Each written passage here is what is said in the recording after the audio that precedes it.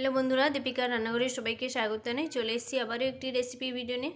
আজকে আমি বানিয়েছি সজনে ফুলের চচ্চড়ি। এই সজনে ফুলের চচ্চড়ি কীভাবে বানিয়েছি সেটা তো আজকে আপনাদের সাথে শেয়ার করব। ভিডিওটা শেষ পর্যন্ত দেখতে থাকুন। আর আপনারা যারা এখনও আমার চ্যানেলটিকে সাবস্ক্রাইব করেননি তাদের কাছে অনুরোধ করছি একটা সাবস্ক্রাইব করার জন্য। তাহলে চলুন দেখে নিই আমি এই সজনে ফুলের চচ্চড়ি কীভাবে বানিয়েছি। এখানে আমি দেখুন কিছু সজনে ফুল নিয়ে নিয়েছি আর একদম উষ্ণ গরম জল দিয়ে সজনে ফুলটাকে 2 মিনিট মতো ভিজিয়ে রেখে দেবো।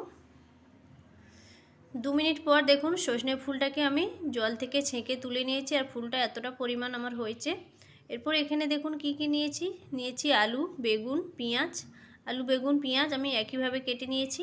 আর যেহেতু চিংড়ি মাছ দিয়ে আজকে বানাবো তার জন্য চিংড়ি মাছগুলোকে আমি আগে থেকে ভেজে নিয়েছি। এরপর একটা কড়াইয়ের মধ্যে তেল দিয়ে দিলাম ফোড়ন। ফোড়নটাকে একটু লাল লাল করে ভেজে নিয়েছি। এরপর আমি দিয়ে দিলাম কেটে রাখা পেঁয়াজটা দিয়ে পেঁয়াজটাকে একটু লাল লাল করে ভেজে নিতে হবে। আর পেঁয়াজটা লাল লাল করে ভাজা হয়ে গেলে ওর মধ্যে দিয়ে দিলাম একটা গ্রেট করে রাখা রসুন। আপনারা যারা কোনোদিন সজনে ফুলের চচ্চড়ি খাননি এইভাবে একবার ট্রাই করবেন, দেখবেন খেতে খুবই সুন্দর লাগবে, বারবার খেতে ইচ্ছে হবে। এরপর আমি কেটে রাখা আলুটা দিয়ে দেব। কেটে রাখা আলুটা দিয়ে আলুটাকে আমি 5 মিনিট মতো ভেজে নেব।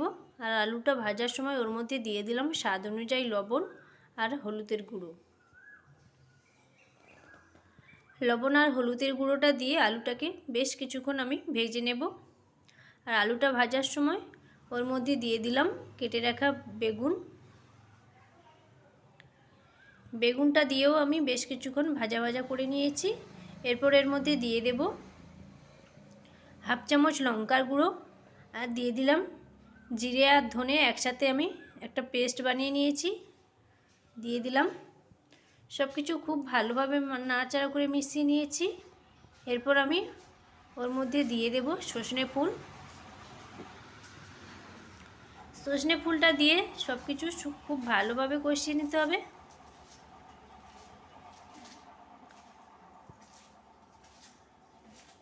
দেখুন সজনে ফুলটা দিয়ে খুব ভালোভাবে কিন্তু আমি কষিয়ে নিয়েছি। আসলে এই রেসিপিটি আমি 3-4 দিন আগেই বানিয়েছি, একটু সমস্যার কারণে ভিডিওটা লোড দেওয়া হয়ে ওঠেনি, তাই ভিডিওটা আজকের আমি লোড দিলাম। এরপর এর মধ্যে দিয়ে দিলাম চিড়ে রাখা কাঁচা লঙ্কা আর ভেজে রাখা চিংড়ি মাছটা দিয়ে সব কিছুর সাথে খুব ভালোভাবে মিশিয়ে নিতে হবে। আর সব কিছু খুব ভালোভাবে মেশানো হয়ে গেলে এটাকে 2 মিনিট মতো ঢাকা লাগিয়ে দেব। 2 মিনিট পর ঢাকনাটা খুলে ওপর দিয়ে একটু জল ছিটিয়ে দিলাম। আর জলটা খুবই সামান্য দিতে হবে, যে আলুটা সেদ্ধ হবে সেরকমভাবে জলটা দিতে হবে। এরপর দেখুন আলুটা আমার খুব ভালোভাবে সেদ্ধ হয়ে গেছে আর জলটাও একদম শুকিয়ে মাখা মাখা হয়ে গেছে। দেখতেই পাচ্ছেন রান্নাটা আমার একদম কমপ্লিট হয়ে গেছে। এরপর এটাকে আমি একটা প্লেটের মধ্যে ঢেলে নেব।